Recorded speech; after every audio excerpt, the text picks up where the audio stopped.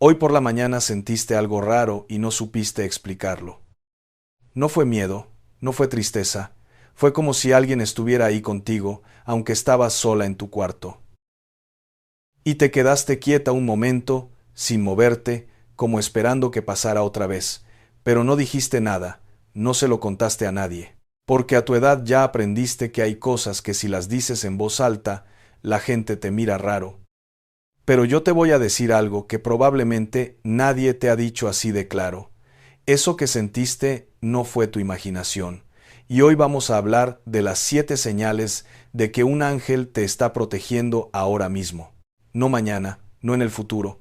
Ahora, mientras escuchas esto, quiero que te quedes conmigo hasta el final, porque la última señal es la que más cuesta entender, y es la que probablemente más necesitas escuchar hoy. Mira, hay algo que pasa con los ángeles que casi nadie te explica bien. En la iglesia te dicen que existen. En los videos te ponen imágenes bonitas con alas y luz dorada. En los cuadritos que venden en el mercado, los pintan rubios y con cara de niño. Pero nadie te dice cómo se siente cuando un ángel está actuando en tu vida de verdad. Nadie te describe lo que pasa en lo cotidiano, en lo que tú vives todos los días, cuando la protección de Dios se activa a tu alrededor.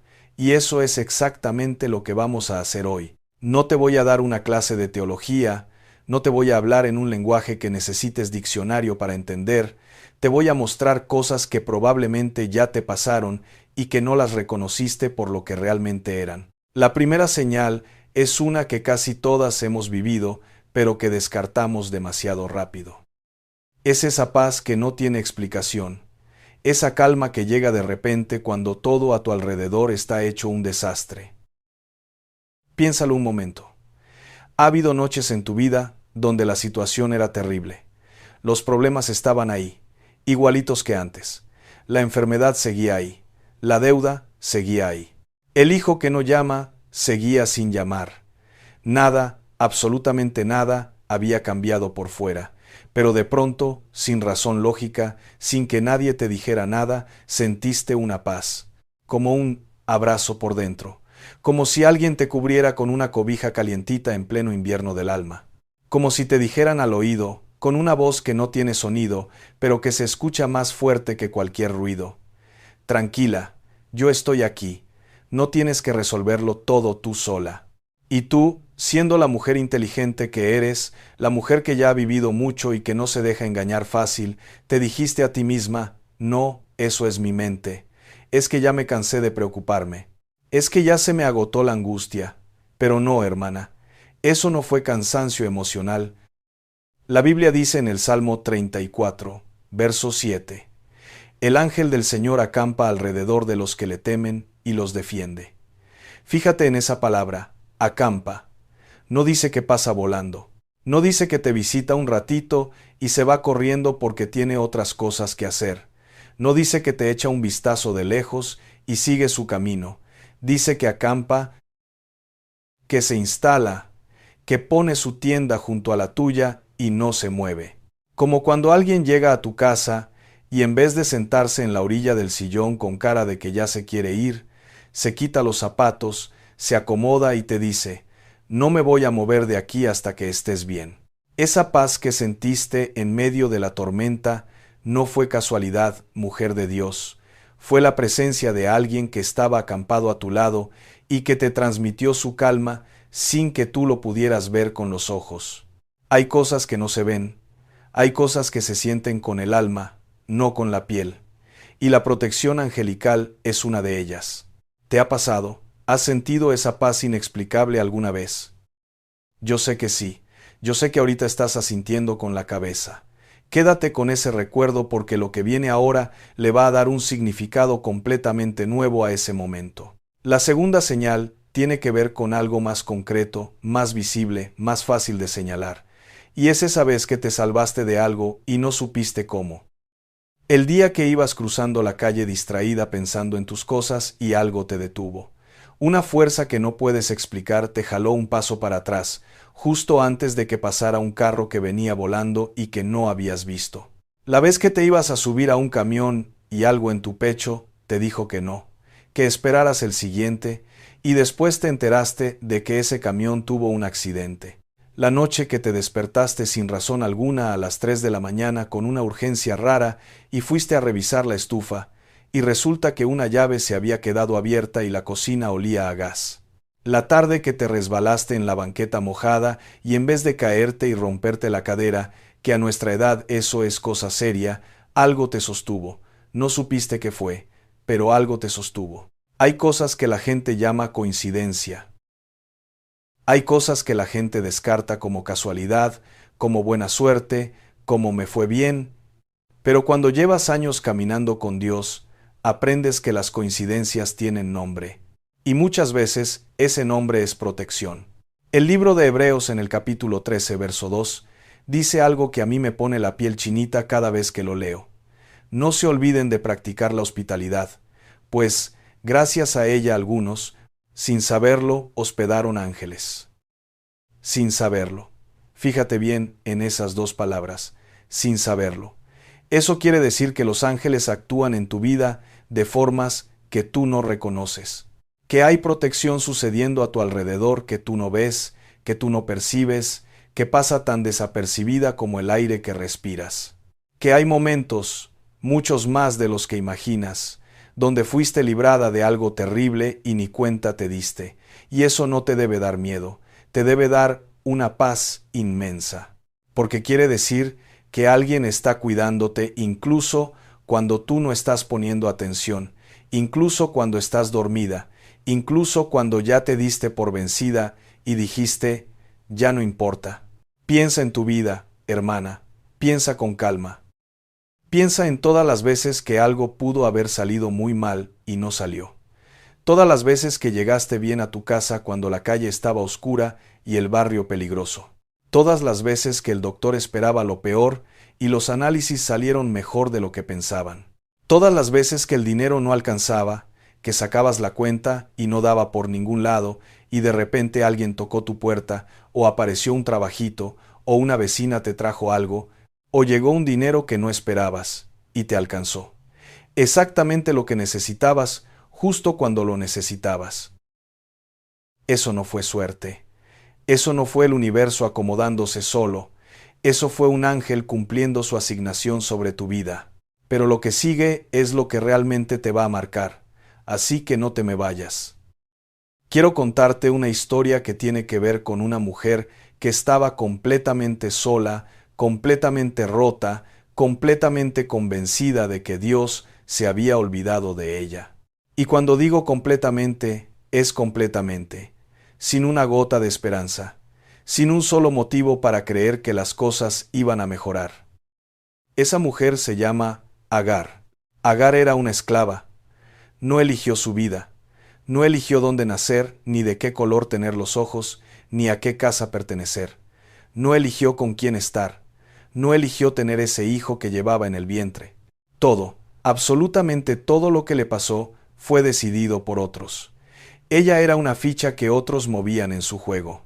Y cuando las cosas se pusieron difíciles en la casa, cuando la tensión entre ella y Sara se volvió insoportable, ¿sabes qué hicieron? La echaron, así, sin más. Como quien tira algo que ya no le sirve, como quien saca un mueble viejo a la banqueta. Sara, la señora de la casa, le dijo que se largara. Y Abraham, fíjate bien, Abraham, el hombre de Dios, el patriarca, el padre de la fe, el amigo de Dios que la Biblia pone como ejemplo de obediencia para todas las generaciones, la dejó ir, no peleó por ella, no dijo, espera, busquemos una solución, vamos a hablar. Le dio un poco de pan, un odre de agua, y la mandó al desierto, con su hijo. ¿Te imaginas lo que sintió esa mujer? Yo me la imagino caminando por la arena caliente, con el sol arriba quemándole la cabeza, cargando a su niño, viendo cómo el agua se iba acabando sorbo a sorbo.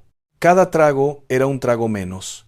Cada paso la alejaba más de la única casa que conocía, sin mapa, sin destino, sin nadie esperándola en ningún lado, sola, y no sola porque ella decidió irse a buscar una vida mejor, sola porque la desecharon, porque la consideraron un problema, porque los que debieron cuidarla la sacaron de su techo como si ella no valiera nada, y el agua se acabó. Así, tal cual. Se terminó, Y con el agua se terminaron las fuerzas, se terminó la esperanza, se terminaron las ganas de seguir caminando. Y llegó un momento donde Agar hizo algo que a mí me destroza el corazón cada vez que lo leo. La Biblia lo cuenta con un detalle que no es casualidad que esté ahí. Dice que Agar puso al niño debajo de un arbusto, a la poquita sombra que había, se alejó de él como un tiro de arco, lo más lejos que pudo para no verlo, y dijo 5 palabras que pesan como piedras. No quiero ver morir a mi hijo. Se sentó y lloró, sola en el desierto, con la cara entre las manos, sin nadie que la viera llorar, sin nadie en el mundo a quien le importara que ella estuviera sufriendo, sin Dios, o al menos eso pensaba ella. Porque cuando estás en ese nivel de dolor, cuando ya tocaste fondo y el fondo se rompió y caíste más abajo, es casi imposible creer que a alguien allá arriba le importes. Quédate conmigo aquí un momento. No te adelantes al final feliz. No te brinques esta parte. Quédate en este momento con Agar. Porque yo creo que más de una mujer que me escucha sabe exactamente lo que es sentarse a llorar así, sola, en silencio, sin que nadie se entere. Puede que tu desierto no sea de arena ni de sol, puede que sea la sala de tu casa a las 11 de la noche, con la tele encendida, pero sin verla de verdad, nomás para que haya ruido, para que el silencio no se sienta tan pesado. Puede que sea la cama vacía donde antes dormía alguien que ya se fue, ya sea porque se murió, o porque se fue con otra, o porque simplemente dejó de estar. Y aunque ya pasaron años todavía a veces, sin querer, pasas la mano por ese lado y sientes el hueco. Puede que sea la sala de espera del hospital donde ya conoces cada silla, cada revista vieja, hasta los nombres de las enfermeras del turno de la tarde. Puede que sea la mesa del comedor donde antes se sentaban 6, donde había ruido y risa, y alguien pedía más tortillas, y ahora comes tú sola, con el noticiero de fondo, y a veces ni hambre tienes. Pero comes por no dejarte, por costumbre, porque alguien tiene que seguir viviendo, aunque no tenga muchas ganas. Y puede que tú también hayas dicho esas mismas 5 palabras, o unas muy parecidas. No con drama, no gritando, no en un escenario donde alguien te viera, sino en silencio, como Agar, sentada en la orilla de tu cama, a las 3 de la mañana, con los ojos cerrados, susurrando, Señor, ya no puedo más, ya no tengo fuerzas, ya no sé ni qué pedirte porque siento que no me escuchas. Y aquí viene lo que cambia todo. Porque ahí, justo ahí, en el momento más oscuro de Agar, cuando ya ni fuerzas tenía para levantar la voz, cuando ya ni una oración le salía, cuando estaba sentada llorando sin esperanza, sin destino, sin nadie, apareció un ángel.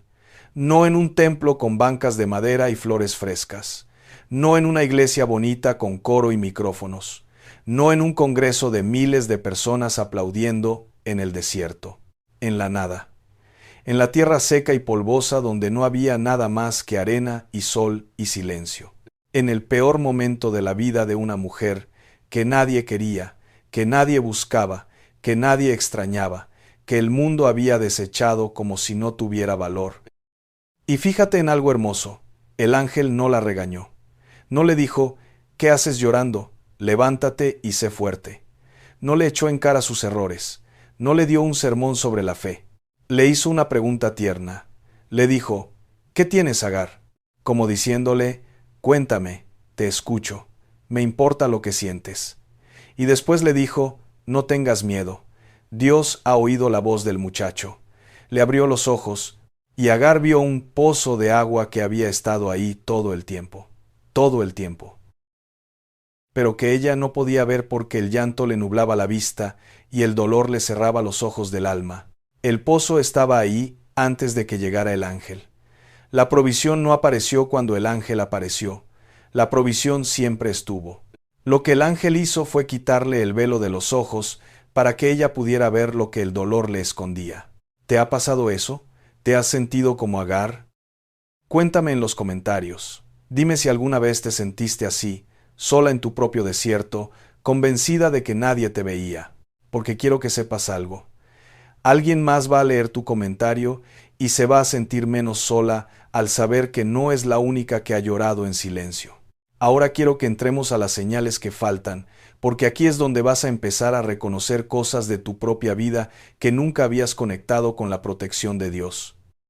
La tercera señal es una que muchas mujeres de fe han vivido, pero de la que casi no se habla porque da pena, o suena raro, o te da miedo que piensen que estás loca. Es esta: esos sueños o pensamientos que te advierten de algo. De repente estás dormida y sueñas algo que te inquieta. No es una pesadilla cualquiera de esas que se te olvidan al despertar. Es un sueño donde sientes que te están avisando algo, donde despiertas con una certeza pesada en el pecho. O estás despierta, haciendo tus quehaceres normales, lavando los trastes, o tendiendo la ropa en el patio, o preparando los frijoles, y de repente te viene un pensamiento fuerte, claro, urgente, como si alguien te lo pusiera directamente en la cabeza. Llámale a tu hijo ahora. Hoy no salgas. Ora por tu nieta. Ora ahora. Y tú no sabes de dónde vino ese pensamiento, pero lo sientes distinto. No se parece a la preocupación normal, tiene un peso diferente, una urgencia que no es ansiedad. Hay una tendencia a descartar estas cosas, a decir, son nervios, o es que soy aprensiva, o ya me estoy imaginando cosas, pero la Biblia está llena de momentos donde Dios usó sueños y pensamientos para advertir, para dirigir, para proteger a los suyos. A José le avisaron en sueños que huyera con el niño Jesús y con María porque los querían matar. A los magos que vinieron del oriente les advirtieron en sueños que no regresaran por el mismo camino. Dios ha hablado así desde siempre, y sigue hablando así, no siempre con una voz que retumbe como trueno. A veces, con esos toques suaves en el corazón que no puedes explicar con palabras, pero que tampoco puedes ignorar. Y aquí quiero ser clara. No estoy diciendo que todo sueño sea un mensaje de Dios, ni que debas vivir asustada por cada pensamiento que te llegue. No. Lo que digo es que, cuando un pensamiento te llega con paz, con urgencia santa, con ese peso particular que se siente diferente a la ansiedad y al miedo, presta atención, porque puede ser que un ángel esté activando algo en tu espíritu para protegerte a ti o a alguien que amas. Yo sé de una mujer, una abuelita como tantas de las que me escuchan, que un martes cualquiera se despertó antes del amanecer con una angustia en el pecho por su nieto que vivía en otra ciudad. No tenía razón lógica para preocuparse. El muchacho estaba bien hasta donde ella sabía, tenía su trabajo, su vida, pero la angustia no se le quitaba. Le apretaba aquí, en el pecho, como una mano invisible, y en vez de ignorarla, en vez de voltearse en la cama y decir, son nervios de vieja, esa mujer se hincó junto a su cama en la oscuridad del cuarto y oró por su nieto. Oró más de una hora, con lágrimas, sin saber exactamente por qué, pero obedeciendo eso que sentía. Semanas después, se enteró de que esa misma mañana, a la hora exacta en que ella estaba de rodillas, su nieto había estado en un momento muy difícil, un momento donde una mala decisión pudo haberle costado todo. Y algo lo detuvo, algo que él no pudo explicar. Una voz dentro de él que le dijo, no lo hagas, y no lo hizo. Dime tú si eso fue casualidad. Dime tú si la oración de esa abuelita no fue activada por algo mucho más grande que sus nervios. Tus oraciones, hermana, guerrera de fe, tienen más poder del que tú crees, mucho más del que te imaginas, y muchas veces esa urgencia de orar no nace de tu preocupación, viene de arriba. Viene de un Dios que usa a sus ángeles para ponerte de rodillas en el momento preciso en que alguien que amas necesita cobertura espiritual. Tú crees que estás orando porque eres aprensiva, pero no. Estás orando porque un ángel te activó, porque Dios confió en ti para ser el canal de protección de alguien más. Piensa en eso un momento. Dios confía en ti lo suficiente como para despertarte a las 4 de la mañana y decirte, ora. Tu oración es la que va a mover lo que necesita moverse. Eso no es poca cosa. Eso te dice algo sobre quién eres tú ante los ojos de Dios. No eres una viejita que nada más estorba, como a veces el mundo te hace sentir. Eres una guerrera de intercesión, eres una torre de oración. Y los ángeles trabajan contigo, no solamente por ti. ¿Te ha pasado algo así?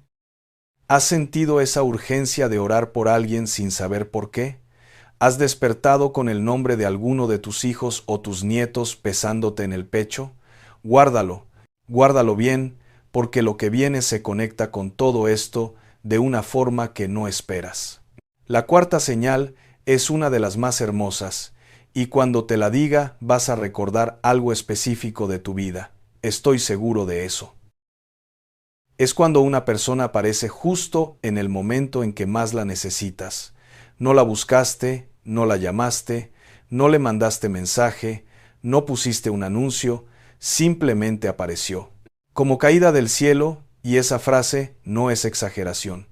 La vecina que tocó tu puerta un domingo con un plato de arroz y frijoles diciendo, hice de más, no quise que se echara a perder, justo el día que no tenías ganas ni de prender la estufa, porque la tristeza te pesaba tanto que hasta cocinar se sentía como cargar piedras. La comadre de la iglesia que te llamó por teléfono para platicar un rato justo la tarde, que estabas llorando en la cocina con el trapo en la mano, sin saber a quién llamar, sin querer molestar a nadie, la señora desconocida del mercado que, así de la nada, te miró a los ojos con una sonrisa y te dijo, «Qué bonita se ve hoy, señora», y te cambió el ánimo del día entero porque llevabas semanas, tal vez meses, sin que nadie te dijera algo bonito. Y tú caminaste a tu casa con esas palabras repitiéndose en tu cabeza y sin saber por qué, sentiste que podías seguir un día más. O esa otra situación que muchas conocen, el día que ya no tenías para la medicina y llegó alguien, un conocido lejano, un familiar que casi nunca ves, y te dio exactamente lo que necesitabas. No más, no menos. Exactamente eso. Y tú te quedaste pensando, ¿cómo supo si yo no le dije a nadie? No supo.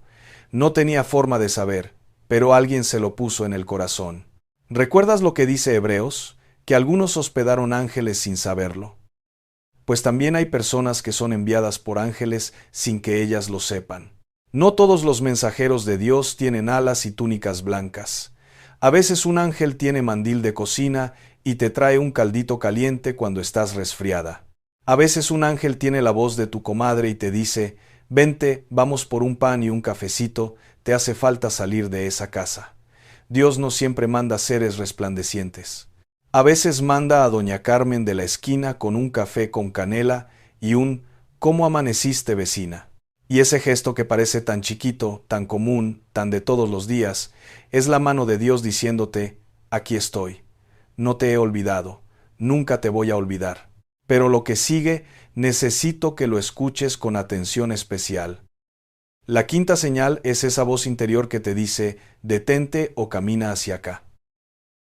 No una voz que se oye con los oídos, no una aparición de película con música de fondo, sino esa certeza que sientes por dentro, como una brújula que de pronto apunta en una dirección y tú sabes, sin poder explicarlo a nadie, que tienes que seguirla. Esa impresión que llega de repente y que te lleva a hacer algo que no tiene lógica aparente, que si se lo cuentas a alguien te diría, estás loca, pero que después resulta ser exactamente lo correcto. El día que decidiste no firmar un papel y después te enteraste de que era una trampa. La vez que algo te dijo que tomaras otra calle y luego supiste que en la que ibas hubo un problema. El momento en que sentiste, así de la nada, que debías perdonar a alguien que te había lastimado profundamente, alguien que jamás te pidió perdón, alguien que ni siquiera sabe que te hizo daño, y al hacerlo, al soltar ese rencor que te estaba envenenando por dentro, descubriste que la que sanó fuiste tú. O algo más sencillo pero igual de importante, la tarde que sentiste que debías ir a visitar a tu comadre, aunque no tenías ganas de salir, y cuando llegaste, ella estaba pasando por algo muy difícil y necesitaba exactamente eso, que alguien se sentara con ella sin que tuviera que pedirlo. Tú fuiste el ángel de alguien más ese día, y ni te diste cuenta. Esa guía no sale de la nada, hermana. Sale de un Dios que tiene mensajeros trabajando en tu vida las 24 horas, los 7 días de la semana, sin descanso, sin vacaciones, sin pedir nada a cambio. Y esos mensajeros no solo te protegen a ti, también te usan a ti como instrumento de protección para otros. Piensa en eso. No solo eres protegida, también eres protectora. Cada vez que obedeces esa voz interior y vas a ver a alguien, o llamas por teléfono, o preparas un platito de comida y lo llevas a la vecina, estás siendo las manos de un ángel. Estás cumpliendo una misión que ni siquiera sabías que tenías. Si algo de lo que estás escuchando te está tocando el corazón, regálame un like. No lo hago por números. Lo hago porque hay alguien ahí afuera, tal vez una mujer sentada en su sillón a esta hora, que está a punto de rendirse, y este video puede ser lo que Dios use para detenerla. Un like tuyo mueve el video para que le aparezca a quien más lo necesita. La sexta señal es la que más incomoda a la gente, pero es real y necesitamos hablar de ella con honestidad. Es esa sensación de presencia cuando estás sola. Ese momento en que estás en tu cuarto, o en la cocina ya muy tarde, o sentada en el patio tomando el fresco de la noche, y sientes que alguien está contigo. No te asusta, no se te eriza la piel de miedo, no te da angustia, es distinto. Es como si el aire a tu alrededor cambiara, como si de repente tu soledad pesara menos, como si alguien se hubiera sentado a tu lado en silencio, sin decir nada, simplemente acompañándote. Hay personas que se asustan con esto, que lo confunden con algo malo, que cuando sienten eso se persignan temblando y prenden todas las luces de la casa. Pero escúchame bien, si lo que sientes te da paz y no miedo, si en ese momento te dan ganas de orar o de llorar de alivio, o simplemente de quedarte muy quieta, eso no es oscuridad. Eso es presencia. Es la presencia de alguien que Dios puso a tu lado para que no te sintieras tan sola en esa casa que a veces parece demasiado grande para una persona sola. Porque Dios conoce la soledad de una mujer que se quedó sin compañero. Dios sabe lo que es despertar a las 4 de la mañana con el corazón acelerado y no tener a quien decirle, me duele algo o tuve un sueño feo o simplemente tengo miedo. Dios sabe lo que es cenar sola mirando la pared, con un plato que cada vez sirves más chiquito, porque ¿para qué cocinar mucho si es solo para una? Dios sabe lo que es enfermarse sola y tener que llevarse sola al doctor, hacer fila sola, esperar los resultados sola y llegar sola a la casa a sentarse a pensar en lo que el doctor dijo. Dios sabe lo que es que llegue la Navidad y la mesa ya no se llene como antes, que llegue tu cumpleaños y el teléfono no suene tanto como quisieras, que llegue el domingo y no tengas con quién ir a misa o a pasear al parque. Y por eso, te digo con toda convicción de mi corazón, no te dejó sola de verdad. La compañía que te envió no se ve con los ojos del cuerpo, se percibe con los ojos de la fe, y es más real que cualquier persona que se pueda sentar a tu lado, porque esa compañía no se cansa, no se enoja contigo, no se va cuando las cosas se ponen difíciles y no te deja cuando ya no le convienes. Déjame contarte ahora una historia que para mí es de las más poderosas de toda la Biblia. La historia de Pedro, el apóstol, pero no la parte triunfante, no, la parte más oscura, la noche más larga de su vida. Pedro estaba en la cárcel, encadenado de ambas manos, un soldado a cada lado, 2 guardias más en la puerta, vigilado como si fuera el peor criminal de la región, y al amanecer lo iban a ejecutar. No había apelación, no había abogado, no había nadie haciendo fila para sacarlo, estaba condenado, la historia, humanamente hablando, había terminado. Y la Biblia dice algo que me deja pensando cada vez. En el libro de Hechos, capítulo 12, dice que esa noche, la noche antes de morir, Pedro estaba dormido, profundamente dormido entre 2 soldados. ¿Cómo duermes si sabes que mañana te matan? ¿Cómo cierras los ojos cuando las cadenas te lastiman y los guardias respiran a centímetros de tu cara? Yo creo que esa paz sobrenatural, esa capacidad de descansar cuando todo dice que deberías estar temblando de terror, ya era la primera señal de que algo estaba pasando en esa celda, algo invisible, algo que los soldados no podían percibir. Y entonces, en la oscuridad de la noche, apareció un ángel, y la celda que estaba negra como boca de lobo se llenó de una luz que no venía de ninguna antorcha, de ninguna ventana, de ningún lado terrenal. Y el ángel le tocó el costado a Pedro, lo sacudió y le dijo: «Levántate, rápido». Y las cadenas, esas cadenas de hierro que ningún hombre podía abrir, se le cayeron de las muñecas. Se cayeron al suelo, así nomás, sin llave, sin fuerza, sin explicación humana, como si de repente se les olvidara cómo funcionar. Porque cuando Dios envía a sus ángeles a tu vida, lo que te tiene atada empieza a soltarse, lo que te tiene presa empieza a abrirse. Lo que parecía permanente, lo que tú ya habías aceptado como tu realidad para siempre, se cae al suelo como si nunca hubiera tenido fuerza real. Y lo que más me conmueve es lo que pasó después. Pedro salió de la celda siguiendo al ángel, pasó por los guardias sin que lo vieran, caminó por el pasillo. Llegó a la puerta grande de hierro, la que daba a la calle, y esa puerta se abrió sola. Y la Biblia dice que al principio Pedro no sabía si lo que vivía era real, pensaba que era una visión, un sueño. ¿Te imaginas? Estaba tan acostumbrado a estar preso que la libertad le parecía imposible, tan habituado a las cadenas que caminar sin ellas le resultaba irreal. Y hay mujeres escuchándome ahora que están igual. Tan acostumbradas a la tristeza que si mañana Dios les regalara una alegría, la rechazarían pensando que es un error, que eso no es para ellas, que seguro después viene algo peor. Tan acostumbradas al dolor, que si de repente un día dejara de doler, sentirían que algo anda mal. Tan acostumbradas a cargar con todo, que si alguien les extendiera las manos y les dijera: «Suelta, yo cargo esto por ti», no sabrían cómo abrir los dedos, porque se les quedaron agarrotados de tanto apretar. Pero Pedro caminó, con miedo, con confusión, sin entender nada de lo que estaba pasando, pero puso un pie delante del otro y caminó.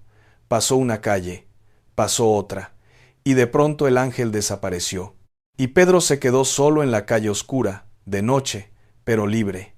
Y ahí, en ese momento, fue cuando entendió, cuando supo que no era un sueño, que Dios lo había sacado, que el ángel fue real, que las cadenas ya no existían. Y yo sé, hermana, que tú estás viviendo tu propio encierro, tu propia cárcel, no de barrotes ni de soldados, pero cárcel al fin. La cárcel de la preocupación que no te deja dormir, que te tiene dando vueltas en la cama pensando en lo mismo a las 2, a las 3, a las 4 de la mañana. La cárcel de la enfermedad que ya te cansó y que parece que no se va a ir nunca, que ya aceptaste como parte de tu vida, aunque no debería serlo. La cárcel de ese rencor viejo que no puedes soltar, que llevas años cargando y que ya se te metió en los huesos como la humedad. La cárcel de la tristeza que te agarra sin avisar, ahí en medio del día, cuando estás haciendo algo normal y de repente te dan ganas de llorar sin saber bien por qué.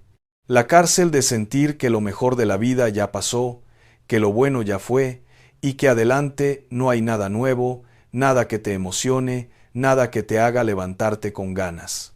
Pero lo que le pasó a Pedro en esa celda puede pasarte a ti en tu sala, en tu cocina, en tu cuarto. Las cadenas se pueden caer, las puertas se pueden abrir. Y no va a ser por tu fuerza, ni por tu inteligencia, ni porque encontraste la solución que nadie más veía. Va a ser porque Dios ya mandó a alguien a hacer el trabajo que tú no puedes hacer. Porque mientras tú duermes, mientras tú lloras, mientras tú ya te diste por vencida, los ángeles siguen trabajando. No se cansan, no se rinden. No dicen: «Ya no puedo con esta mujer, ya me cansé de ayudarla». Siguen ahí, firmes, como acampados. ¿Recuerdas? Acampados. Pon una mano sobre tu corazón ahorita. Así como estás, no importa si estás acostada, si estás en tu sillón, si vas en el transporte, pon tu mano ahí y siente tu corazón latir. Cada latido es una prueba de que Dios te sigue sosteniendo. Cada latido es un milagro que se repite sin que tú lo pidas. Y si Dios no te ha soltado en lo más básico, en mantenerte viva, en hacer que tu corazón siga latiendo segundo tras segundo, mucho menos te va a soltar en lo que más te preocupa. Ahora, mija, quiero que lo que sigue lo escuches con el corazón bien abierto, porque aquí pasamos de entender las señales a vivir diferente. Porque de nada sirve saber que los ángeles te protegen si mañana sigues viviendo como si estuvieras sola en el mundo. Entonces te voy a dar 3 cosas concretas que puedes hacer empezando mañana sin necesitar nada especial para vivir en esa realidad. Lo primero, mañana, antes de levantarte de la cama, antes de agarrar el teléfono, antes de pensar en tus pendientes, di estas palabras en voz alta.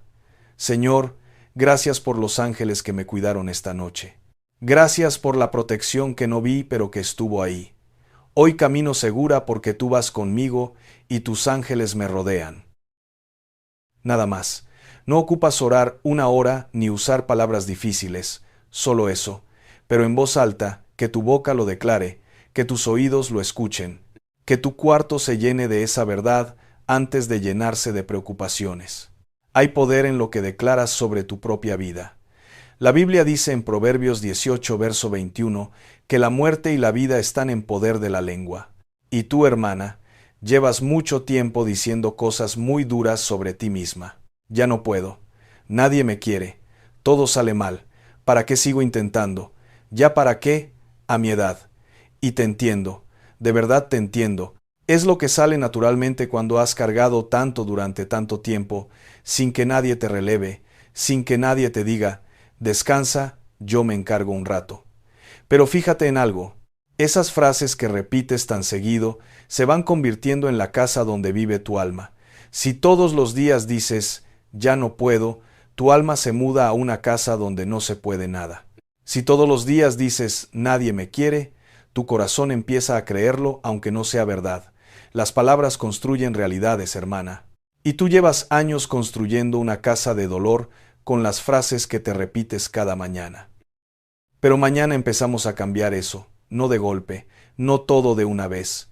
No te voy a pedir que seas otra persona ni que finjas que todo está bien cuando no está bien.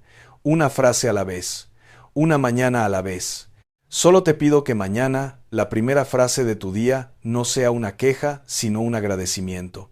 No porque todo esté perfecto, sino porque el Dios que te cuida merece que lo primero que salga de tu boca sea reconocimiento. Y tú mereces empezar tu día desde un lugar de fuerza, no de derrota. Lo segundo, quiero que cuando se acabe este video, busques un papelito, lo que sea, la esquina de un sobreviejo, el reverso de un recibo del gas, una servilleta, la hoja de un cuaderno de tus nietos, lo que tengas a la mano. Y escribas 3 cosas buenas que te hayan pasado esta semana. No tienen que ser milagros espectaculares. No necesitas escribir «Se me apareció un ángel con espada de fuego». Cosas chiquitas cuentan. Cosas que normalmente dejas pasar sin darles importancia. Mi nieta me mandó un audio bonito diciéndome que me quiere. Dormí bien una noche completa sin despertarme. La vecina me regaló unas hierbas de su jardín. Me acordé de algo que me hizo reír. Salió el sol después de 3 días de lluvia y me calentó la cara un ratito. Cosas así. Y pega ese papelito donde lo veas todos los días. En el refri, junto al espejo, en tu mesita de noche, en la puerta de tu cuarto, donde sea que tus ojos caigan seguido. Y cada vez que lo veas, léelo. Aunque ya te lo sepas de memoria, léelo otra vez, porque cada lectura es un recordatorio de que Dios sigue moviéndose en tu vida. ¿Sabes para qué? Porque cuando entrenas tus ojos a ver lo bueno, empiezas a reconocer las señales que siempre estuvieron ahí. Empiezas a notar que Dios estuvo actuando todo el tiempo, mandando protección, abriendo pequeñas puertas, sosteniendo lo que se tambaleaba, pero tú estabas tan concentrada en lo que duele que no lo veías.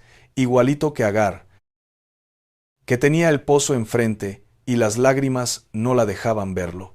Lo tercero, y esto va a ser lo más difícil para muchas, lo admito, deja de pelear batallas que no son tuyas. Hay cosas en tu vida que tú no puedes arreglar por más que quieras. El hijo que se alejó de Dios y que por más que le hablas y le ruegas, no quiere escuchar. La nuera que te trata con frialdad. el hermano que te dejó de hablar hace años por un pleito de dinero, la enfermedad que los doctores no controlan y que tú has puesto en oración miles de veces. Tú has intentado resolverlo todo con tus manos, con tus fuerzas, con tus desvelos, con tus lágrimas, y estás exhausta. El segundo libro de Crónicas, capítulo 20, verso 17 dice: No tengan miedo ni se acobarden, la batalla no es de ustedes, sino de Dios. La batalla no es tuya, no te toca pelearla sola con tus fuerzas humanas, te toca entregarla, y entregar no es rendirse.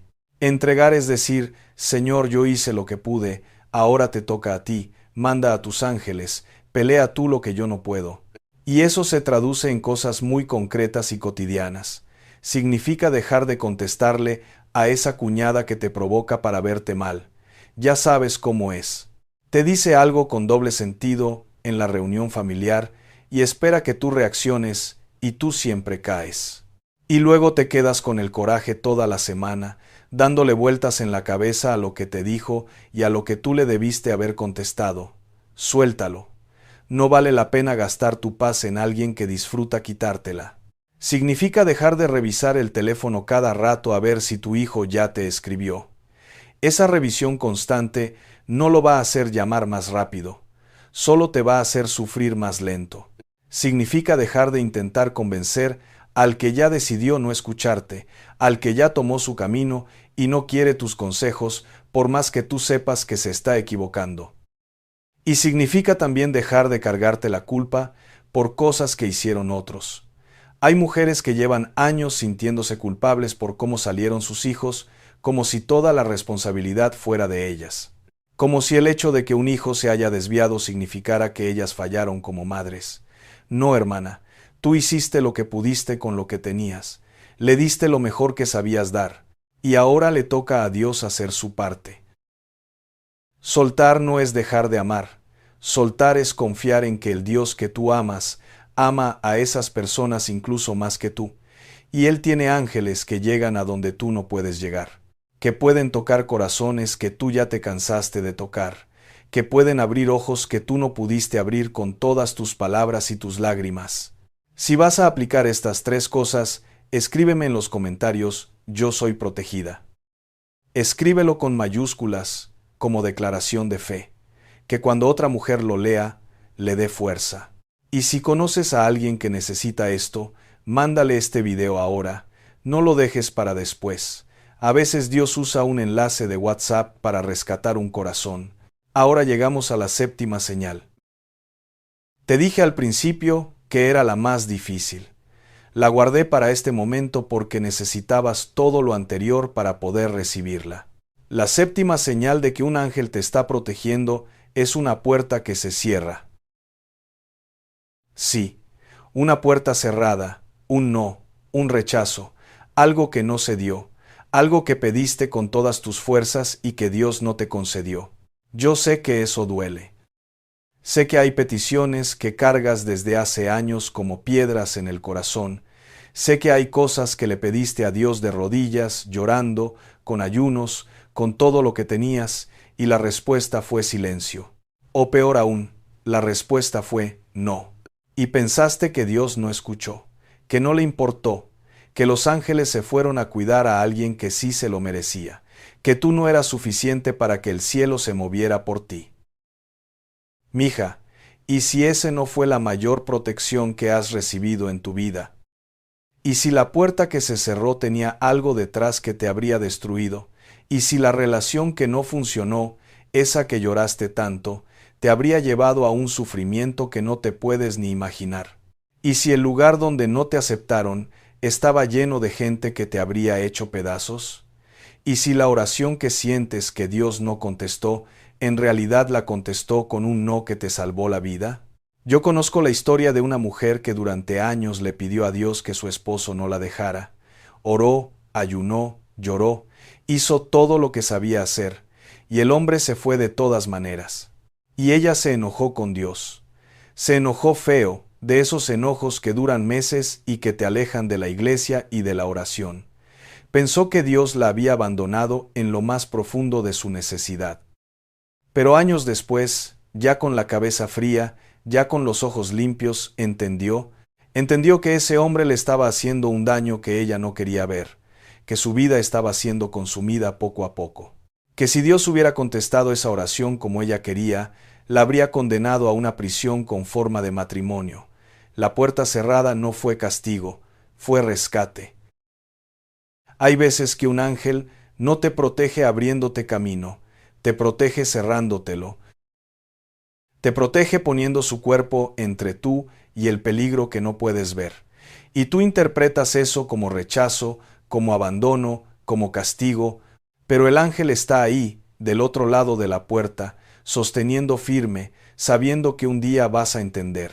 Piensa en una abuelita que le dice a su nieto chiquito, no te vayas para allá, y el niño llora, hace berrinche, no entiende, pero la abuelita ve lo que el niño no ve. Sabe que ahí hay peligro, y el berrinche del niño no cambia el amor de la abuela. Así actúa Dios contigo. Cuando sus ángeles te cierran una puerta, es porque del otro lado hay un barranco, y tu enojo no cambia su amor. Cierra los ojos un momento. Piensa en algo que le pediste a Dios y que no te dio, algo que todavía te duele. Tenlo ahí. Ahora imagínate algo conmigo. Imagínate que estás parada en un campo enorme en medio de la noche. No hay luna, no hay estrellas, no hay una sola luz en kilómetros, no ves nada. Ni tus propias manos puedes ver si las pones frente a tu cara. Lo único que sientes es el viento frío y la tierra bajo tus pies. Y tú quieres caminar hacia adelante porque crees que ahí está lo que buscas. Ahí está lo que pediste, ahí está la respuesta que esperabas, y das un paso, y otro, y otro. Pero arriba, muy, muy arriba, alguien lo ve todo, como si tuviera una linterna gigante que ilumina el campo completo. Y esa persona ve lo que tú no puedes ver desde abajo, que a unos metros adelante hay un precipicio, un hueco profundo y oscuro, y que el camino que tú querías tomar, ese camino que te parecía tan bueno, tan lógico, tan lleno de promesa, te llevaba directo al borde de ese precipicio, un paso más y caías. Y desde arriba, con un amor que tú no puedes medir, esa persona manda a alguien a ponerse en tu camino, a cerrarte el paso, a decirte por aquí no. Y tú, ahí abajo, en la oscuridad total, lo único que sientes es frustración. Lo único que piensas es, ¿por qué me bloquearon? ¿Por qué no me dejan avanzar? ¿Qué hice mal para merecer esto? Pero si pudieras subir, si pudieras ver desde arriba por un solo segundo lo que Dios ve, entenderías todo. Entenderías que cada puerta cerrada fue un barranco evitado, que cada no fue amor disfrazado de dolor, que cada vez que sentiste que Dios te estaba ignorando, en realidad te estaba sosteniendo del brazo para que no dieras el paso que te habría destruido. Los ángeles no solo te protegen de lo que te ataca desde afuera, hermana, también te protegen de lo que tú misma elegirías si pudieras, sin saber que eso que tanto quieres te haría pedazos. Isaías 43, verso 2 dice, Cuando pases por las aguas yo estaré contigo, y si por los ríos no te anegarán. No promete que no habrá ríos difíciles, promete que no te van a ahogar, porque Él está contigo, sus ángeles están contigo, y su protección no es que no te pase nada, es que nada te destruya. Abre los ojos. Y vamos a orar juntas. Repite conmigo en voz alta, o en silencio si es muy tarde, pero que salga del corazón. Señor, hoy entendí que no estoy sola, que nunca estuve sola, que en mis noches más oscuras tú tenías ángeles cuidándome.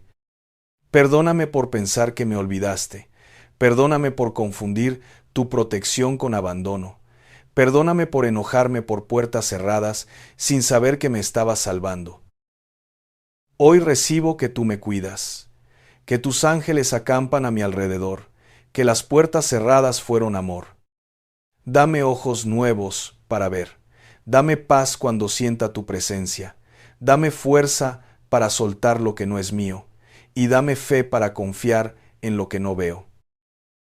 Y a la mujer que escucha esto y está en su noche más oscura, tócala ahora, Señor. Manda tus ángeles a su casa, a su cuarto, que sienta que no está sola, que sienta tu amor de una forma que no pueda negar, En el nombre de Jesús. Amén. No te seques las lágrimas. Si lloraste, déjalas correr. No son de debilidad, hija del Altísimo, son de alivio. Son las lágrimas que salen cuando por fin sueltas algo que cargaste demasiado tiempo. Como cuando llegas del mercado con las bolsas pesadas, caminando cuadras porque el pecero no pasó, y por fin las pones en la mesa de la cocina y sientes cómo los dedos te hormiguean, cómo los hombros te duelen, pero ya no por la carga, sino por el alivio de haberla soltado. Esos son esas lágrimas, alivio puro. Y si no lloraste, no te preocupes. No todas expresamos igual. A lo mejor lo que sentiste fue un calorcito en el pecho, o un suspiro que te salió sin querer, o simplemente una quietud que no tenías hace rato. Eso también cuenta. Eso también es Dios tocándote. Quiero que sepas algo antes de que terminemos. Y quiero que esto quede grabado en tu mente. Lo que sentiste durante este video no fue emoción barata, no fue manipulación, fue el Espíritu de Dios confirmándote que lo que escuchaste es verdad, que Él está contigo, que sus ángeles están contigo, y que lo que viene para tu vida, aunque ahora no lo veas, es más grande de lo que imaginas. Mija, no sé qué estás viviendo esta noche, no sé cuál es tu desierto, ni tu cárcel, ni tu puerta cerrada, pero sé esto: Dios no se olvidó de ti, no te saltó, no te dejó fuera de la lista. Tú eres vista, eres amada, eres protegida. Los ángeles que Él asignó a tu vida están aquí, trabajando ahora mismo en cosas que no puedes ver pero que vas a ver pronto, más pronto de lo que crees. El Salmo 91, verso 11. Pues a sus ángeles mandará acerca de ti, que te guarden en todos tus caminos. En todos, no en algunos, en todos tus caminos, en la enfermedad y en la salud, en la abundancia y en el apuro, en el gozo y en el llanto. Tú eres una mujer de Dios, una guerrera de fe. La protección sobre tu vida no depende de lo que sientas ni de lo que veas, depende de quién te la dio. Y Él no cambia de opinión, no se cansa, no se distrae. Es el mismo ayer, hoy y siempre, y sus ángeles siguen acampados alrededor de ti esta noche. Llévate una frase hoy, una sola, y quiero que la guardes en tu corazón como se guarda una semilla en tierra buena, confiando en que va a dar fruto aunque todavía no se vea nada. La frase es esta: no estoy sola, nunca lo estuve. Repítela esta noche antes de cerrar los ojos, repítela mañana cuando los abras, repítela cuando el miedo toque tu puerta a media madrugada. Repítela cuando la soledad apriete y el teléfono no suene y la casa se sienta demasiado callada. Repítela cuando alguien te haga sentir que no importas. Repítela cuando el doctor te dé una mala noticia. Repítela cuando el dinero no alcance. No estoy sola, nunca lo estuve, porque es verdad, y la verdad no necesita que la entiendas para que funcione, solo necesita que la creas. Y antes de despedirme, quiero decirte algo más. Yo sé que a veces ves estos videos y sientes algo muy bonito, pero después se te pasa, apagas el teléfono, te levantas, vuelves a tu rutina y a los 3 días ya se te olvidó lo que sentiste. Y no es porque seas mala ni porque no tengas fe, es porque la vida diaria es pesada y tiene una forma de tragarse las cosas buenas. Por eso te pedí las 3 acciones concretas, por eso te pedí el papelito, por eso te pedí la oración de la mañana, porque esas cosas chiquitas son las que van a mantener vivo lo que Dios puso en tu corazón hoy. No las ignores, hazlas, aunque te parezcan poquita cosa. Los milagros más grandes empiezan con obediencias pequeñas. Cuéntame en los comentarios, de las 7 señales, ¿cuál fue la que más te habló? ¿Cuál describe lo que vives ahora? Me encanta leer lo que escriben. Me encanta saber que esto llega a mujeres reales, guerreras que cada día se levantan a seguir aunque les duela. Si este mensaje te tocó, suscríbete, no por un número, para que cada semana tengas una cita conmigo y con Dios, un espacio para ti. Dale a la campanita para que no te pierdas nada.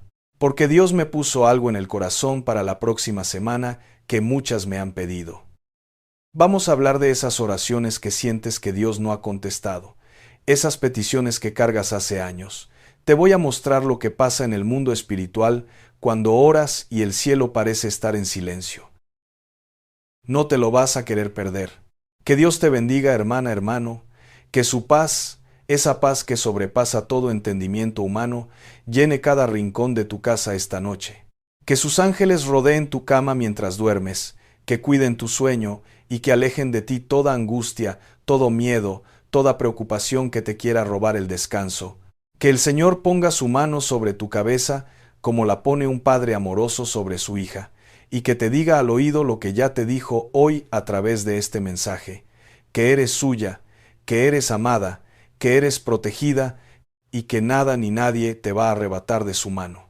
Y que mañana cuando abras los ojos, antes de ver el teléfono, antes de pensar en nada, antes de que el mundo te recuerde todo lo que te pesa, lo primero que sientas sea esto, que no estás sola, que nunca lo estuviste y que nunca, jamás, en lo que te quede de vida, lo vas a estar. Te quiero mucho y Dios te quiere más. Nos vemos la próxima semana.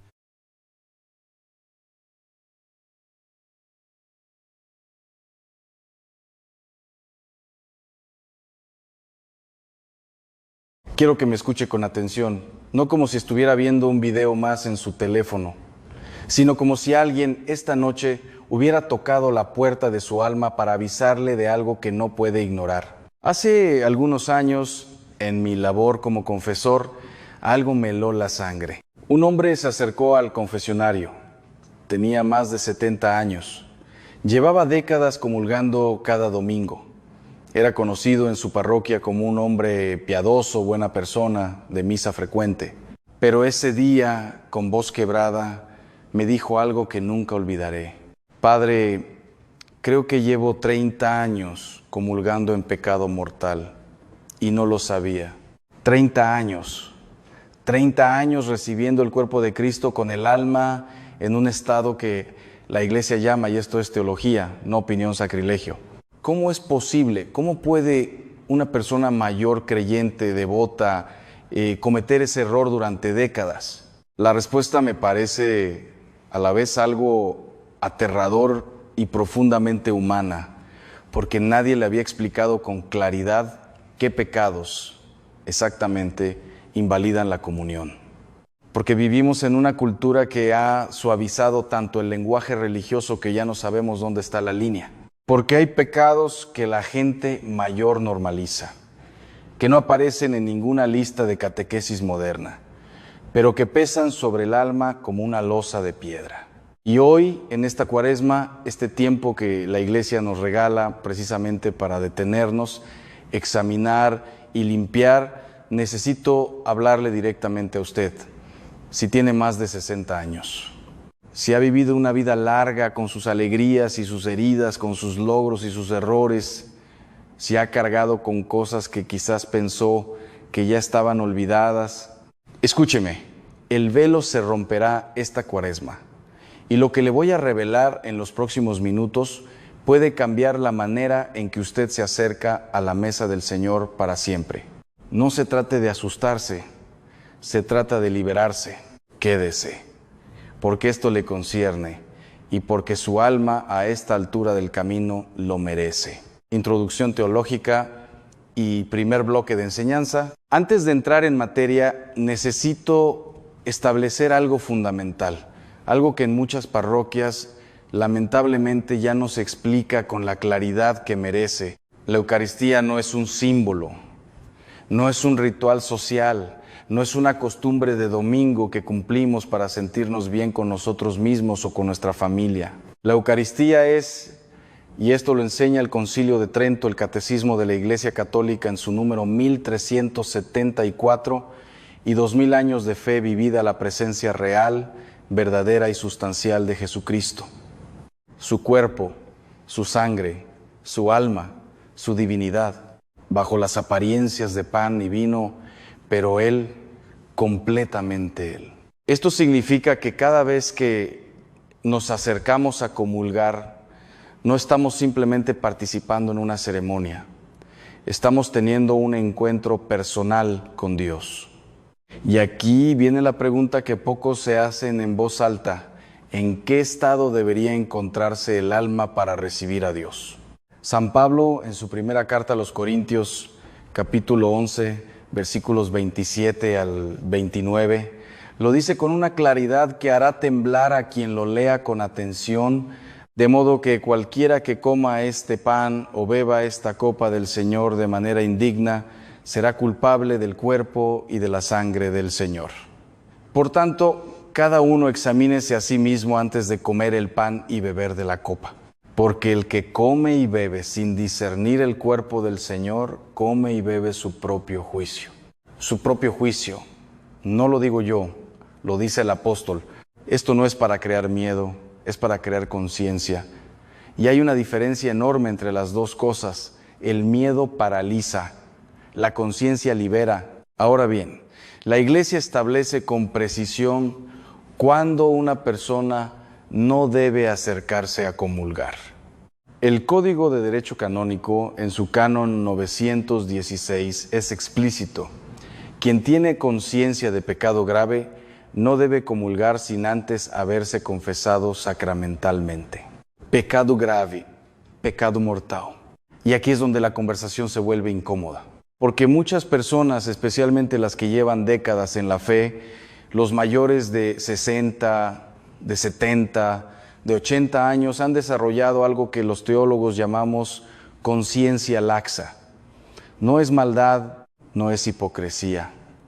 Es simplemente que con el tiempo ciertos pecados se han normalizado tanto en la vida cotidiana que han dejado de percibirse como graves. Pero la gravedad objetiva de un acto no depende de cuánto tiempo llevemos cometiéndolo. Depende de lo que ese acto es en sí mismo, de la plena advertencia con que se comete y del consentimiento deliberado de la voluntad. Así lo define el Catecismo en su número 1857.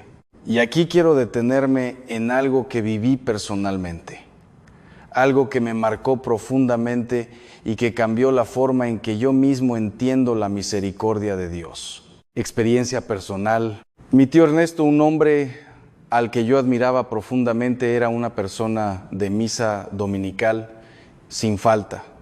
Rezaba el rosario, tenía una imagen del Sagrado Corazón en su sala, pero había algo en su vida que nunca había confesado, no porque no creyera en el sacramento, sino porque con el paso de los años había llegado a convencerse de que aquello ya no importaba, que era cosa del pasado, que Dios, siendo bueno, ya lo habría perdonado sin necesidad de decirlo en voz alta. Cuando enfermó gravemente y yo fui a visitarlo, tuvimos una conversación que todavía me emociona recordar. Con mucho amor le pregunté si quería confesarse. Hubo un silencio largo. Y luego me dijo: Ángel, hay algo que llevo cargando desde hace 40 años y nunca se lo he dicho a ningún sacerdote. Lo que me confesó aquel día y que no puedo revelar por el sigilo sacramental no era un crimen. Era algo que muchos consideran menor. Pero él lo había cargado durante 4 décadas. Y cuando lo dijo en voz alta, cuando lo entregó al sacramento, lloró como un niño. Me dijo: me siento tan liviano, ¿por qué no lo hice antes? Pero espere, porque lo que le acabo de contar es solo el comienzo. Hay pecados, específicos pecados, que la gente mayor comete con frecuencia sin saberlo. Pecados de omisión, de rencor enquistado, de silencios cómplices que voy a nombrar uno por uno en los próximos minutos. Y cuando los escuche, es posible que reconozca alguno. No se vaya, porque lo que viene ahora es precisamente lo que necesita escuchar. Continuamos. Y quiero que lo que viene ahora lo reciba no como una acusación, sino como una linterna que ilumina los rincones que llevamos años sin revisar. Porque hay algo peculiar en la vida espiritual de las personas mayores. Y lo digo con todo el respeto y la admiración que siento por quienes han vivido décadas de fe.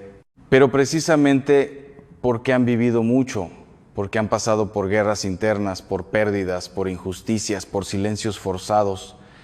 Hay heridas que se han convertido en costumbre, y las costumbres con el tiempo dejan de doler, dejan de verse, dejan de confesarse. Hoy vamos a hablar de los primeros pecados graves que deben examinarse antes de comulgar esta Cuaresma. Y quiero ser muy claro, no estoy inventando nada, todo lo que le voy a decir tiene fundamento en la moral católica clásica, en el catecismo de la Iglesia y en la experiencia de décadas en el confesionario. Pecado número 1, el rencor que se llama prudencia. Este es quizás el más común y el más peligroso precisamente porque no parece pecado. Hay personas mayores que llevan años, décadas, en algunos casos sin hablarle a un hijo, a un hermano, a un vecino, y cuando se les pregunta por qué, la respuesta suele ser: es que lo que me hizo fue muy grave, o yo no le deseo el mal, simplemente no quiero saber nada de esa persona. Eso, hermano, hermana, tiene un nombre teológico: odio habitual, y el catecismo, en su número 2303, lo describe como contrario a la caridad y cuando es deliberado y sostenido como pecado grave. No estoy hablando de que usted deba perdonar fingiendo que el daño no existió. El perdón no es amnesia. El perdón es una decisión de la voluntad, no un sentimiento. Puede que usted nunca vuelva a tener una relación cercana con esa persona. Puede que la prudencia real le aconseje mantener distancia. Pero hay una diferencia enorme entre poner límites sanos y cultivar en el corazón una frialdad que con el tiempo se vuelve piedra. San Juan dice en su primera carta, capítulo 3, versículo 15, todo el que odia a su hermano es un homicida. Palabras fuertes, palabras que helarán la sangre de quien las lea sin suavizarlas. Pregúntese hoy, ¿hay alguien en su vida a quien usted no ha perdonado de verdad? ¿Alguien cuyo nombre le aprieta el pecho cuando lo escucha? ¿Alguien por quien usted en secreto desea que las cosas le vayan mal? Si la respuesta es sí, eso debe ir a confesión antes de comulgar. Pecado. Número 2. Los pecados de la lengua que ya nadie llama pecados. La murmuración, la calumnia, el chisme. En las generaciones mayores hay una cultura de reunión, de sobremesa, de conversación larga. Y en esas conversaciones con la familia, con los amigos, con los vecinos de toda la vida, ¿con qué facilidad se destruye la reputación de una persona ausente? Es que es la verdad lo que digo. Eso me lo dicen mucho en el confesionario. Y tengo que explicar con paciencia que la murmuración no deja de ser pecado por ser verdadera. El catecismo, en su número 2477, define la murmuración como revelar sin razón objetivamente válida los defectos y faltas ajenas. Y dice que daña la fama del prójimo, que es objetivamente una falta grave cuando el daño causado es serio. ¿Cuántas veces en los últimos meses ha hablado usted de alguien de una manera que le habría avergonzado si esa persona hubiera estado presente? ¿Cuántas conversaciones ha tenido en las que el tema central era destruir con palabras la imagen de otra persona? Esto también debe ir a confesión. Y espere, porque lo que viene ahora es algo aterrador que he visto repetirse en el confesionario una y otra vez entre personas mayores. Un pecado que casi nadie confiesa porque todos creen que ya prescribió con el tiempo. Un pecado que tiene que ver con dinero, con herencias, con familias rotas. Quédese porque esto puede ser exactamente lo que usted o alguien que usted ama necesita escuchar. Pecado. Número 3. Las injusticias económicas sin reparar. Este es un pecado que hará temblar a muchos. Y lo digo con toda la caridad del mundo, pero también con toda la claridad que me exige mi ministerio. Hay personas que en algún momento de su vida, hace 30, 40, 50 años, cometieron una injusticia económica, una herencia mal repartida, un dinero que se tomó prestado y nunca se devolvió, un trabajador al que no se le pagó lo justo, un familiar al que se le engañó en un negocio, una deuda que se borró convenientemente de la memoria. La moral católica es muy clara en esto. El séptimo mandamiento no solo prohíbe robar, exige también reparar el daño causado en la medida de lo posible. El Catecismo, en su número 2412, establece que quien ha cometido una injusticia está obligado a restituir lo robado. Y aquí viene lo que muchos no saben. Confesar el pecado no basta si hay posibilidad de reparación, y no se hace. El propósito de enmienda, que es parte esencial del sacramento de la confesión, incluye la voluntad de reparar el daño cuando está en nuestras manos hacerlo. Conozco el caso de una mujer amiga de mi familia que en paz descanse, que llegó al final de su vida con una deuda moral que nunca reparó. Sus hijos lo sabían, sus hermanos lo sabían, ella lo sabía, pero siempre había una razón para esperar. Cuando tenga más dinero, cuando pasen los conflictos familiares, cuando sea el momento oportuno es ahora, esta Cuaresma. Antes de que el tiempo se acabe, pecado. Número 4, la omisión religiosa en la familia. Hay padres y abuelos que en algún momento de su vida tomaron decisiones que alejaron a sus hijos de la fe. Quizás no los llevaron a la catequesis, quizás los dejaron crecer sin ninguna educación religiosa por comodidad, por no tener conflictos con el otro cónyuge, por no querer imponer nada. Quizás dieron ejemplo de una fe tibia, contradictoria, solo para las apariencias. El quinto mandamiento, en su dimensión positiva, incluye el deber de los padres de educar a sus hijos en la fe. El Catecismo, en su número 2223, es explícito. Los padres tienen la misión de enseñar a sus hijos a rezar y a descubrir su vocación como hijos de Dios. ¿Ha reflexionado usted alguna vez sobre si cumplió ese deber? No para condenarse, sino para reconocerlo, entregarlo al Señor y pedir perdón.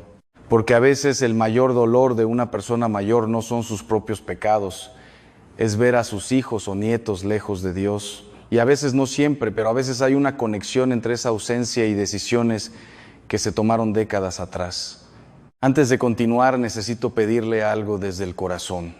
Si este contenido está tocando algo en usted, si hay una voz interior que le dice, esto es para mí, no se quede solo con eso, comparta este video con alguien que usted ama, con ese familiar mayor que lleva años sin confesarse, con esa persona que usted sabe que necesita escuchar esto.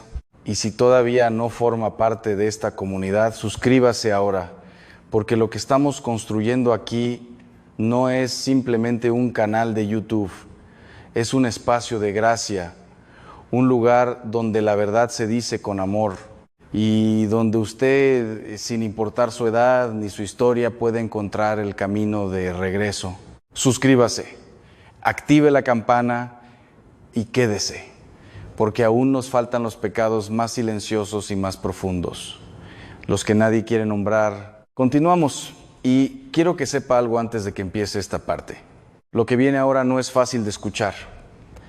Tampoco fue fácil para mí aprender a decirlo. Durante años, como confesor joven, yo mismo dudaba si debía tocar ciertos temas con personas mayores. Me preguntaba, ¿no es cruel sacar esto a la luz a esta altura de la vida?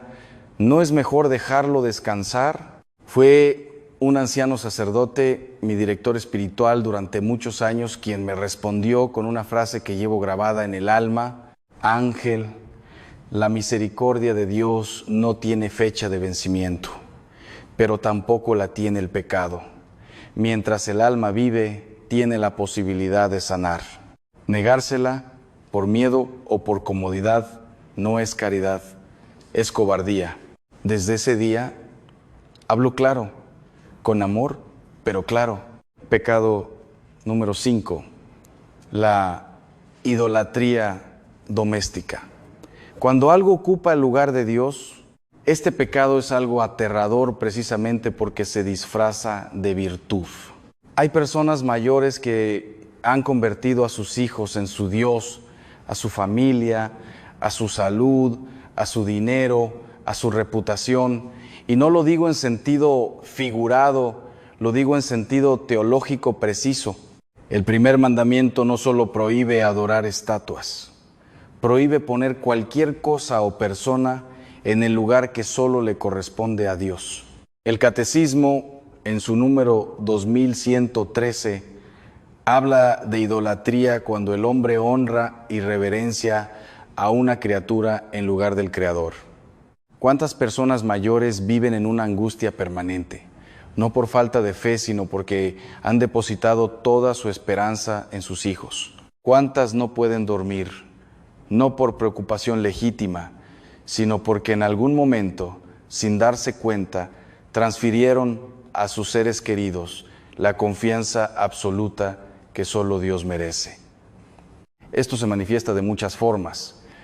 En el control excesivo sobre los hijos adultos, en la incapacidad de soltar, de confiar, de decir, Señor, yo hice lo que pude, ahora te los entrego.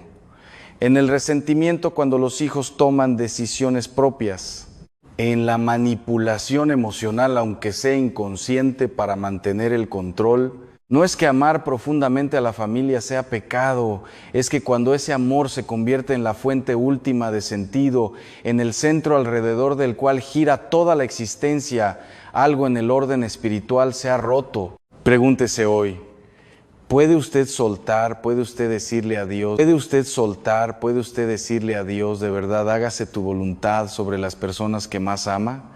Si la respuesta le cuesta demasiado, hay algo ahí que examinar. Pecado número 6. El escándalo dado. El ejemplo que destruyó la fe de otros. Este es uno de los pecados más silenciosos y más graves de una vida larga. Jesús lo dice en el Evangelio de Mateo, capítulo 18, versículo 6, con una contundencia que helará la sangre de quien lo escuche de verdad. Al que escandalice a uno de estos pequeños que creen en mí, más le valdría que le colgaran al cuello una piedra de molino y lo hundieran en lo profundo del mar. El escándalo, en lenguaje teológico, no es simplemente hacer algo llamativo o escandaloso en sentido coloquial. Es cualquier acción, palabra o actitud que lleva a otro a pecar o alejarse de Dios. Ha habido en su vida momentos en que su ejemplo, su comportamiento en la familia, su manera de hablar de la iglesia, su actitud ante la fe, llevó a otra persona a alejarse de Dios. Pienso en padres que hablaban mal de los sacerdotes delante de sus hijos, en abuelos que ridiculizaban la oración, en personas que vivían una doble moral tan evidente que sus propios hijos decidieron que la fe era una farsa, en matrimonios que se separaron de maneras que dejaron a los hijos con heridas espirituales profundas. No le estoy pidiendo que cargue con una culpa paralizante, le estoy pidiendo que lo nombre, que lo lleve al confesionario, que le diga al Señor, hubo personas en mi camino que se alejaron de ti y yo tuve parte en eso. Eso es lo que necesita el alma para quedar libre. Pero hay un pecado más, uno que casi nadie menciona, uno que he escuchado en el confesionario con una frecuencia que me ha sorprendido incluso a mí. Un pecado que tiene que ver con Dios mismo, con la oración, con una promesa que se hizo en un momento de desesperación y que nunca se cumplió. El velo se romperá cuando lo nombre. Quédese. Pecado número 7. Los votos y promesas rotos ante Dios. ¿Recuerda usted algún momento de su vida en que, en medio de una crisis, le prometió algo a Dios? Señor, si mi hijo sale adelante, voy a cambiar de vida. Virgen Santa, si me curo de esta enfermedad, voy a ir en peregrinación. Dios mío, si resuelvo este problema, nunca más vuelvo a hacer esto. Millones de personas han hecho esas promesas y millones las han olvidado en cuanto pasó la crisis. El Catecismo, en su número 2101, enseña que los votos hechos a Dios son actos de devoción y de religión que obligan moralmente. Y el incumplimiento deliberado de una promesa hecha a Dios es, según la tradición moral de la Iglesia, una falta contra el segundo mandamiento. No todas las promesas tienen el mismo peso, pero sí tienen peso. Y cuando una persona lleva años, décadas con una promesa incumplida en la conciencia, eso actúa como una grieta en la relación con Dios, como una deuda que no desaparece porque no se hable de ella. Quiero contarle algo que viví de cerca. Un amigo de mi familia, un hombre mayor al que llamaré don Felipe, había prometido en su juventud hacerse terciario franciscano si superaba una enfermedad grave. Superó la enfermedad. La promesa quedó olvidada durante 40 años. Cuando llegó a la vejez, empezó a sentir una inquietud espiritual que no sabía explicar. Una sensación de que algo en su relación con Dios estaba incompleto. Fue en una conversación conmigo cuando lo conectamos, cuando lo nombró, cuando lo llevó a confesión. Y cuando, con la ayuda del sacerdote, discernió qué parte de esa promesa podía todavía cumplir de alguna forma y qué parte podía ser conmutada por otra práctica de piedad, la paz que llegó después de esa confesión fue, según sus propias palabras, como quitarme un peso que ni siquiera sabía que estaba cargando. Pecado número 8, la asedia, la tibieza espiritual sostenida. Este es el último pecado de esta parte.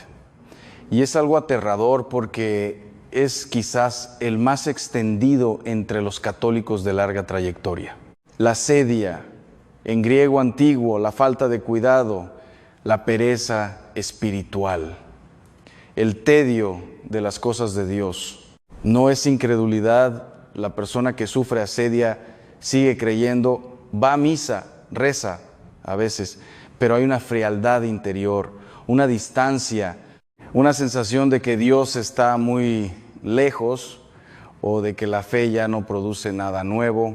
Y en lugar de luchar contra esa frialdad, la persona se instala en ella, la acepta, la normaliza.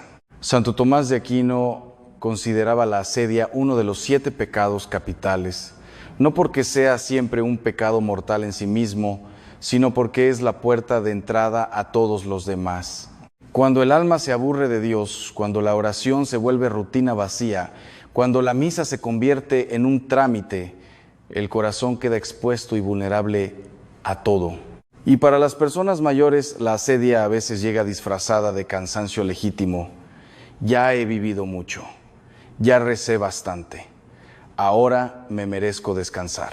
Hermano, hermana, el descanso verdadero no está en alejarse de Dios, está en acercarse a Él de una manera nueva, más profunda, más desnuda, sin actuaciones, sin performances religiosas, solo el alma y su Creador. Si llegó hasta aquí, quiero decirle algo desde lo más profundo de mi corazón sacerdotal. Usted no está aquí por casualidad. Dios no usa casualidades. Este video llegó a usted porque hay algo en su alma que está buscando claridad, libertad, paz. No deje que este momento pase sin hacer algo con él. Suscríbase a este canal, no para seguir un youtuber, sino para tener un espacio donde la fe se toma en serio, donde nadie le va a decir solo lo que quiere escuchar, sino lo que su alma necesita. Y comparta este video. Piense en esa persona mayor en su familia, en su comunidad, que lleva años sin confesarse, que comulga cada domingo sin haberse detenido a examinar su conciencia en profundidad. Este video puede ser el instrumento de Dios para tocarla. Hemos llegado al final. Y quiero que sepa que este momento, este preciso instante en que usted está escuchando estas palabras, tiene un peso espiritual que quizás no alcanza a dimensionar todavía. Ha escuchado los pecados, ha reconocido quizás algunos de ellos en su propia historia, ha sentido esa incomodidad interior, que no es otra cosa que la voz del Espíritu Santo llamando a la puerta del alma. Ahora viene lo más importante, no el diagnóstico, la cura, porque de nada sirve saber que uno está enfermo si no se acerca al médico. Y el médico del alma, en la tradición católica de 2000 años, tiene un nombre preciso, el sacramento de la reconciliación, la confesión. ¿Por qué la confesión general puede ser necesaria a esta altura de la vida? Existe una distinción importante que muchos desconocen. Está la confesión ordinaria, la que hacemos regularmente. donde repasamos los pecados cometidos desde la última vez que nos confesamos. Y existe lo que se llama confesión general, una revisión más profunda, más amplia, que abarca un periodo largo de vida, a veces toda la vida. ¿Cuándo es recomendable una confesión general? Cuando hay razones serias para creer que confesiones anteriores fueron inválidas. Esto ocurre cuando se confesaron pecados sin verdadero propósito de enmienda, cuando se ocultó deliberadamente algún pecado grave al confesor, cuando la persona no tenía suficiente comprensión del sacramento en el momento de confesarse. También es recomendable, no obligatoria, pero sí muy recomendable en momentos de transición importante en la vida. Y hermano, hermana, ¿hay acaso transición más importante que la que vive una persona mayor que se prepara para encontrarse con Dios? No lo digo para asustarme, lo digo para liberar. Una confesión general, bien hecha, es, según los grandes maestros de la espiritualidad, una de las experiencias más transformadoras que puede vivir un alma. San Ignacio de Loyola la recomendaba al inicio de los ejercicios espirituales. San Alfonso María de Ligorio la consideraba el mejor regalo que un fiel podía hacerse a sí mismo. ¿Cómo preparar la confesión? Paso a paso. Quiero darle ahora una guía práctica, no teórica, práctica, porque la teología sin aplicación es solo filosofía. Primer paso, el silencio y la oración preparatoria. Antes de sentarse a examinar su conciencia, pida la ayuda. El silencio y la oración preparatoria. Antes de sentarse a examinar su conciencia, pida la ayuda del Espíritu Santo. No es un trámite, es una necesidad real. Sin la luz de Dios, el examen de conciencia se convierte en un ejercicio de memoria selectiva donde recordamos lo que queremos recordar y olvidamos lo que nos incomoda. Una oración simple pero poderosa. Señor, ilumina mi memoria, ayúdame a ver lo que tú ves, dame valentía para decir lo que mi alma necesita decir. Segundo paso, el examen por décadas de vida. Para una confesión general, le recomiendo dividir su vida en periodos de 10 años, la infancia y adolescencia, los 20, los 30 y así sucesivamente. En cada periodo pregúntese qué heridas causé, ¿qué promesas incumplí? ¿A quién no perdoné? ¿En qué momentos puse algo o a alguien antes que a Dios? ¿Hubo pecados graves que caí en confesiones anteriores? No necesita recordar cada detalle con precisión quirúrgica. Dios no es un juez burocrático que necesita fechas exactas, pero sí necesita honestidad. La honestidad del alma que dice, Señor, en esa época de mi vida, esto fue lo que pasó. Tercer paso, escribirlo. Sé que esto puede parecer anticuado, pero escribir los pecados en papel, en privado, para quemarlo después si lo desea, tiene un poder enorme. Sacar algo de la oscuridad interior y ponerlo en palabras concretas es el primer acto de liberación. Muchas personas descubren, al escribir, pecados que habían enterrado tan profundamente que ya no los perciben conscientemente. La mano a veces sabe lo que la mente prefiere no recordar. Y ahora viene algo que quiero decirle directamente al alma, algo que he visto suceder en el confesionario con una frecuencia que me ha enseñado más sobre la misericordia de Dios que todos los libros de teología que he leído. Quédese, porque lo que viene puede ser exactamente la palabra que usted necesitaba escuchar hoy. El velo se romperá en los próximos minutos. Cuarto paso, acercarse al confesor adecuado. Para una confesión general, si es posible, busque un sacerdote con quien pueda tener tiempo suficiente, no una confesión de 2 minutos entre misas, pida una cita. Explique que desea hacer una revisión profunda de su vida. Todo sacerdote bien formado entenderá y agradecerá esa petición. Si hay vergüenza, y es normal que el aya recuerde esto, el sacerdote en el confesionario no es el mismo, es instrumento de Cristo. El sigilo sacramental es absoluto e inviolable. Lo que usted diga en ese confesionario muere ahí. Ningún sacerdote puede revelar jamás bajo ninguna circunstancia lo que escuchó en confesión. Es una de las leyes más sagradas e inviolables de la Iglesia. La vergüenza que siente antes de confesarse es exactamente la presión que el enemigo ejerce para mantener encadenado. Porque él sabe, y esto es doctrina, no metáfora, que en el momento en que usted pronuncie ese pecado en voz alta ante el representante de Cristo, su poder sobre usted desaparece. La Cuaresma como puerta, no como carga. Quiero terminar con algo que siento profundamente. La Cuaresma no fue diseñada por la Iglesia para hacernos sentir culpables. Fue diseñada para darnos una oportunidad. 40 días que hacen eco de los 40 años del pueblo de Israel en el desierto, de los 40 días de Jesús en el desierto antes de comenzar su misión. El desierto en la tradición bíblica no es un lugar de castigo, es un lugar de encuentro. Es donde Dios habla al corazón, como dice el profeta Oseas, sin las distracciones del mundo, sin el ruido de la vida cotidiana. Esta Cuaresma, Dios le está ofreciendo su desierto personal. Un espacio de 40 días para detenerse, para mirar hacia adentro, para soltar lo que ha cargado demasiado tiempo, para llegar a la mesa eucarística en Semana Santa, no por costumbre, no por inercia, sino con el alma limpia y el corazón ardiendo. Y para usted que ha vivido más de 60 años, que ha visto mucho, que ha amado y perdido y luchado y a veces caído, este encuentro con la misericordia de Dios no es el final de algo, es el comienzo de la etapa más luminosa de su vida espiritual. Experiencia personal final. El testimonio que lo cambió todo. Permítame terminar con algo muy personal. Mi madre, una mujer de fe profunda, silenciosa, constante, llegó a sus últimos años de vida con una paz que yo, siendo sacerdote, a veces le envidiaba. Una paz que no era resignación, era certeza.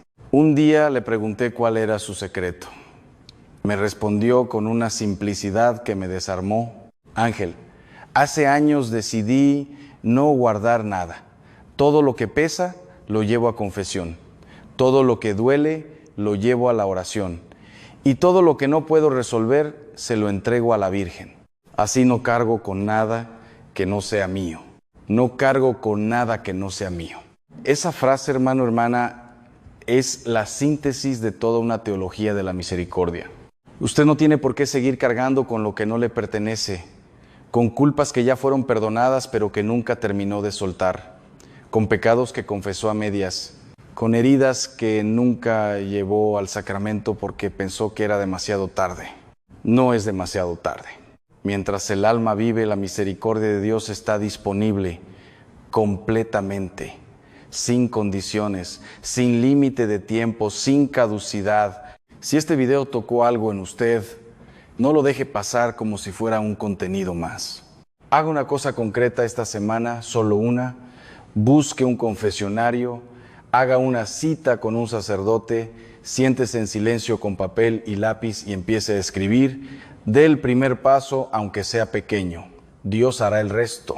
Y si conoce a alguien, un padre, una madre, un abuelo, un amigo mayor que lleva años alejado del sacramento, que comulga cada domingo sin haberse confesado en décadas, comparta este video con esa persona. Puede ser el instrumento de Dios para cambiarle la vida. Suscríbase a este canal si todavía no lo ha hecho. No somos un canal de entretenimiento religioso. Somos una comunidad de almas que buscan a Dios en serio, que no tienen miedo de la verdad, que saben que la fe verdadera no es cómoda, pero sí es libre. Active la campana de notificaciones para no perderse ningún video, porque cada semana traemos contenido que su alma necesita, no el que quiere, el que necesita. Y recuerde siempre esto con lo que termino cada enseñanza. Dios no le pide perfección, le pide honestidad. No le pide que no haya caído, le pide que se levante. Y el sacramento de la reconciliación es precisamente la mano de Dios extendida para ayudarle a ponerse de pie. Que esta Cuaresma sea para usted el comienzo de algo nuevo. Que la comunión de Semana Santa sea la más consciente, la más libre, la más verdadera que haya recibido en toda su vida. Que Dios le bendiga y que la Virgen le acompañe en cada paso de este camino. Hasta el próximo video. Con todo mi afecto sacerdotal, Padre Ángel Espinosa.